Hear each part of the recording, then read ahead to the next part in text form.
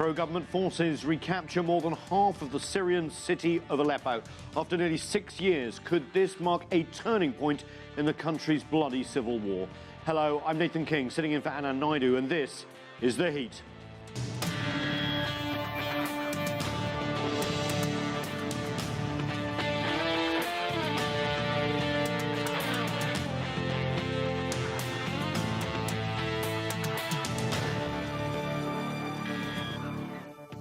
It was once Syria's largest city and the country's industrial and financial centre. Now, pro-government forces have pushed deep into the besieged city of Aleppo, taking back territory held by rebel forces since 2012. The Syrian army has reportedly ordered remaining opposition forces to leave or face, quote, inevitable death. The near collapse of the opposition comes amid a report of infighting, with one rebel group attacking another, seizing its ammunition, fuel and food. Backed by the Russian military support and humanitarian assistance from China, President Bashar al-Assad's forces are slowly retaking control, leaving some to wonder whether Russia and China have emerged as effective counterweights to US influence in the region. We'll put that question to our panel and more. But first, we begin with CCTV's Ala Ibrahim in Aleppo. And Ala, what's the latest on the ground there? We are visiting one of the makeshift shelter centers that the Syrian government has established in Aleppo to accommodate thousands of civilians fleeing rebel-held districts of the city. The situation here can be easily described as tragic. This is an old factory that was turned into a shelter center, and as you can imagine, the services are very basic. And despite this, many of the people here say that they are ecstatic. Muhammad, a father of 4, told me that he is very happy to be out of eastern Aleppo, describing the situation in the western sector of the city as heaven when compared to the constant violence he witnessed along with his children in eastern Aleppo. More and more people continue to leave eastern Aleppo and come into government areas, and the resources are being more and more stretched. One aid worker told me that towards the beginning of the people coming into the shelter centers, they could afford to give 6 blankets to each individual. Now they can only give 4 blankets, and it is freezing here in this part of Aleppo in this time of the year.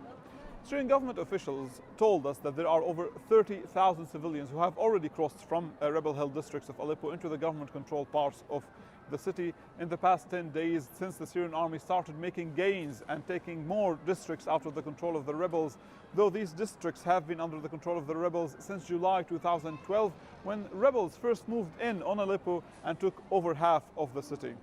And now the fighting is taking place on the outskirts of the citadel of Aleppo, further kindling fears that more of the ancient parts of Aleppo could be destroyed. Large parts of the old city of Aleppo has been listed on the UNESCO's World Heritage List, and some of these World Heritage sites have been destroyed, like the ancient souk of the city, which dates back to over 2,000 years. All of this is happening at a time when the Syrian army is progressing and continuing with its military operation and gaining more momentum as it advances on the remaining rebel districts.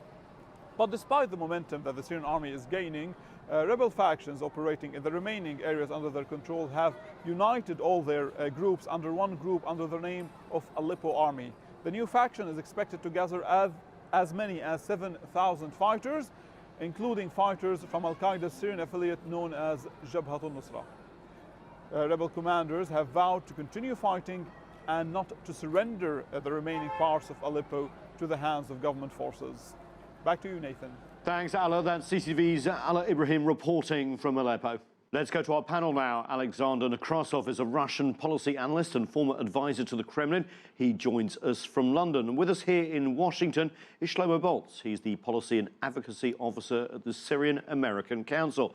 He Wenping is the director of African Studies at the Chinese Academy of Social Sciences. She joins us from Beijing. And with us from Damascus is Syrian journalist Mohammed Ali. Mohammed Ali, let's go to you first in Damascus. You're on the ground.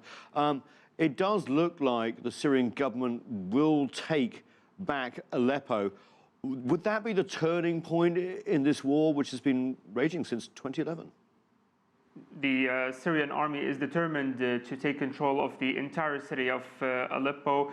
Of course, here we're speaking about the eastern part where the fighting is happening in general.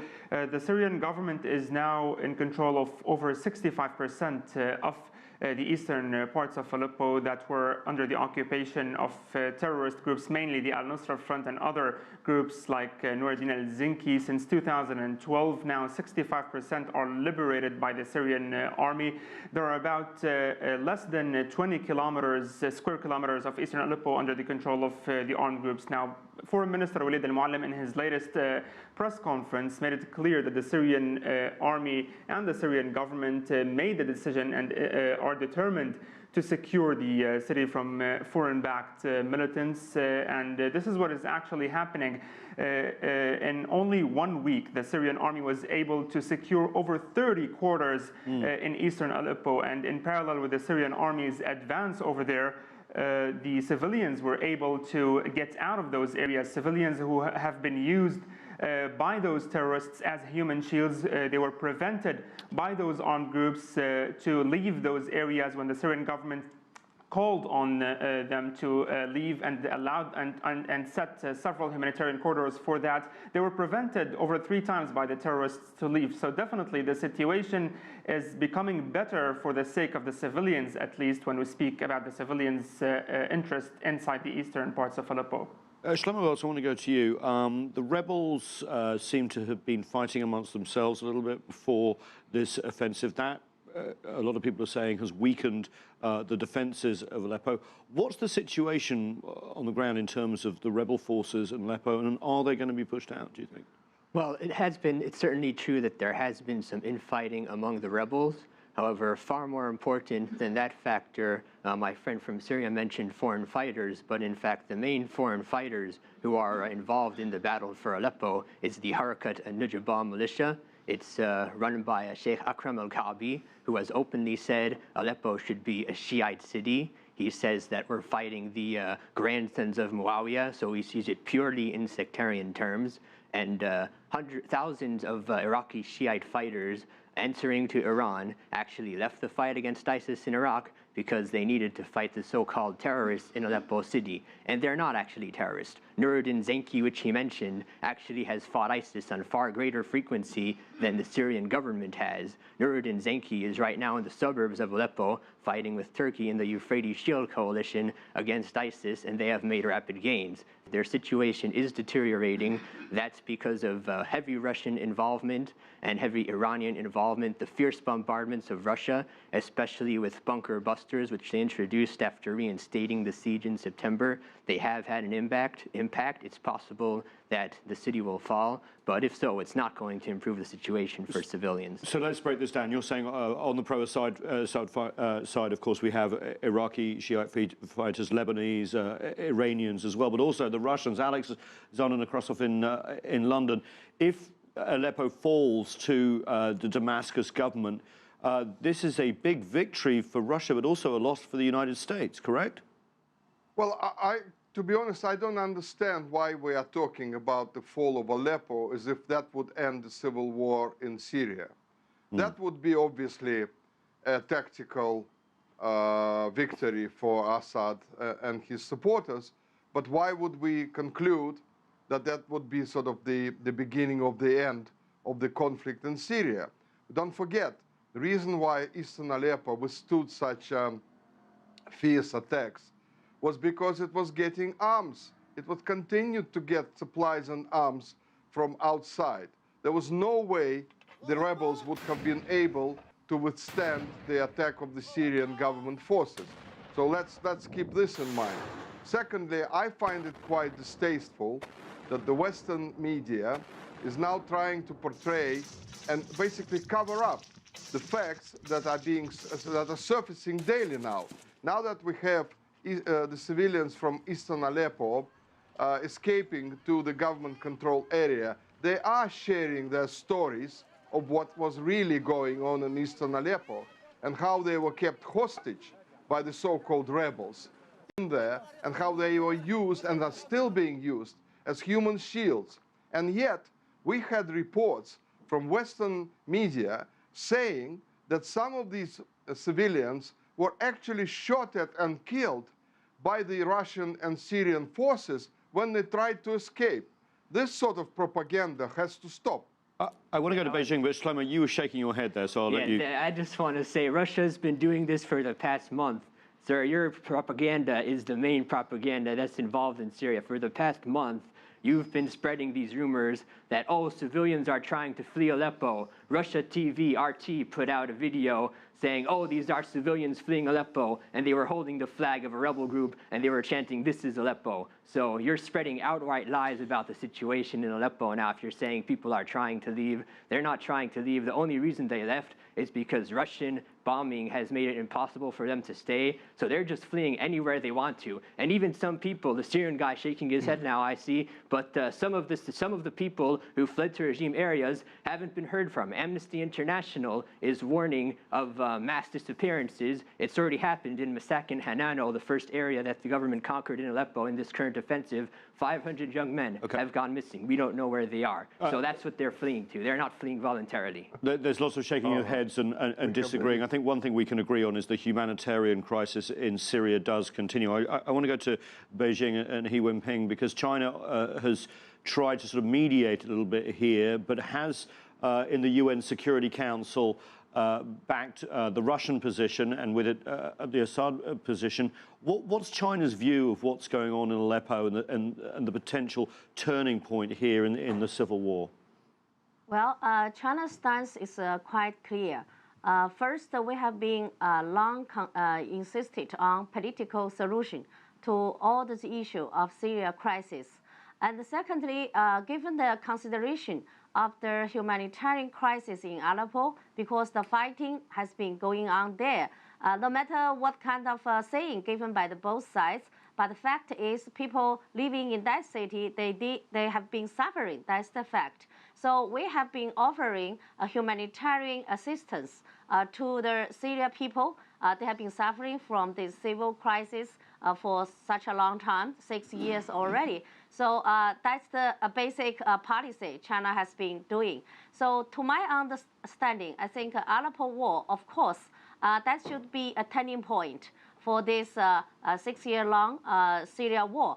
We see because the Aleppo city is such a strategic city, not only for its communication importance, because it's bordered with Turkey, and it has been served as very important, even the only one access for those forces, anti-government forces of Syria, and based that city to get all those aid and equipment from the outside of the territory. So if that city has been taken over by the Syria government, of course, that will shows not symbolically, but also practically means now the Syria government has gaining the upper hand.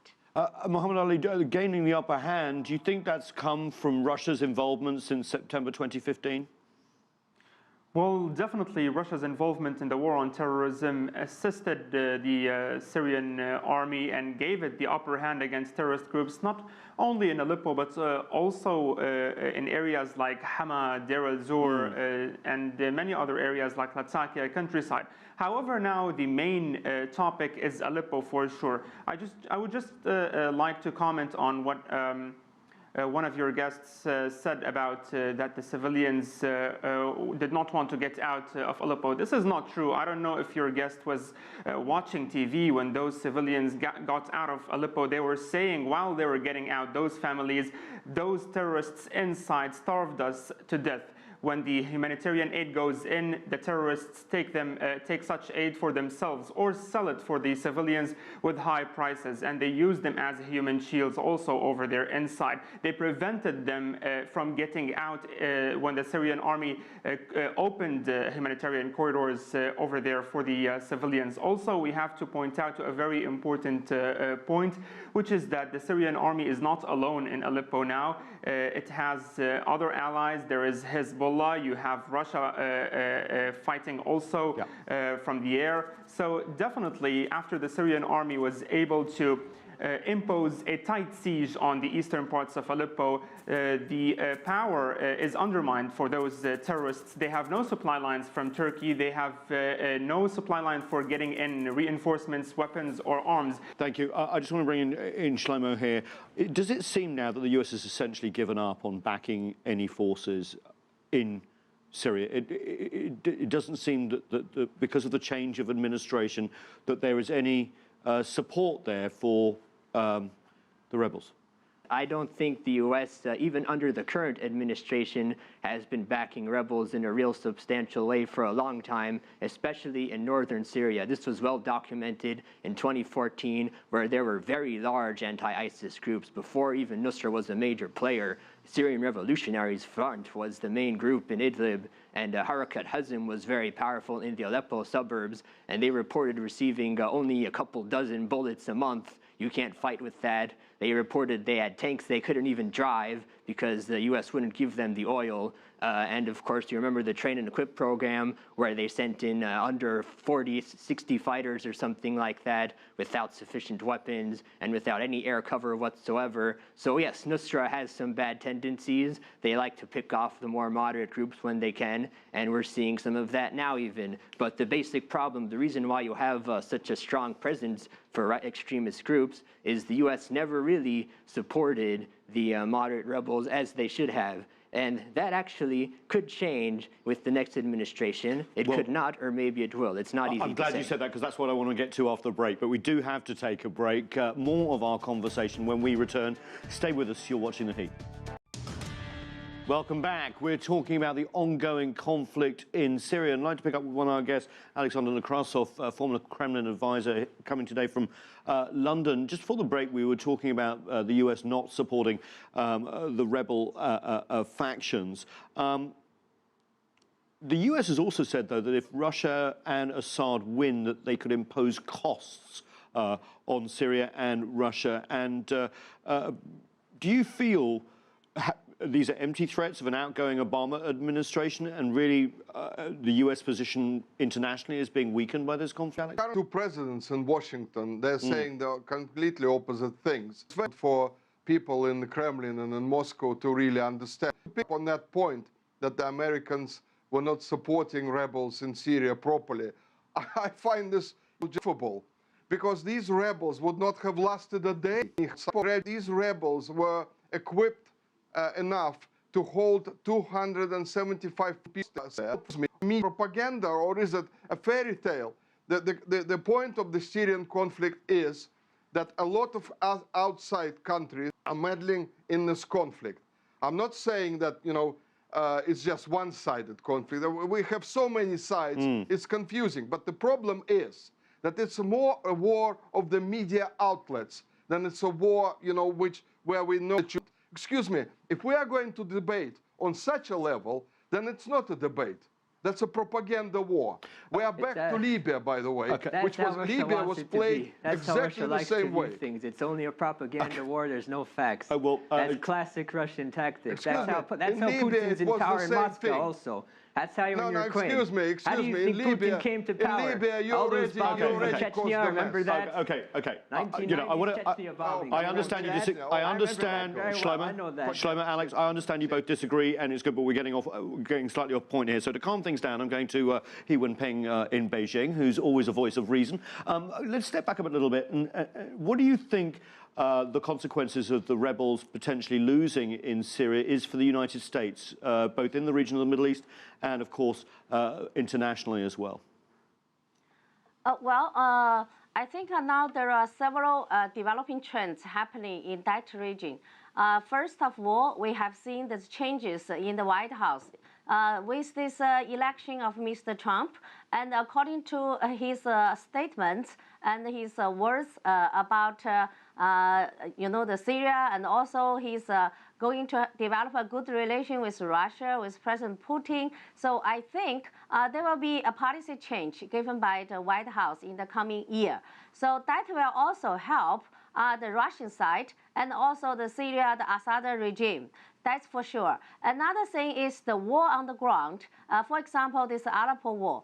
To take the Aleppo over by the Syrian government, it seems just a matter of the time. So with this retake of the Aleppo, of course, the Syrian government will further strengthen its regime power, and also that will gain strengthen its bargaining chips whenever there is to resume the negotiation talk. So that's also for sure. And then we see recently the Egypt even shifted its support very clearly to the Assad regime. So that's another, I think, help to the Syrian government. So we see very clearly nowadays there is, of course, this war in Syria is no longer just the war between the Syrian government and the anti-government forces. It's becoming a regional war, and also maybe we call it a proxy war. So a lot of big powers now get involved in. So now we see very clearly that is the Russian camp,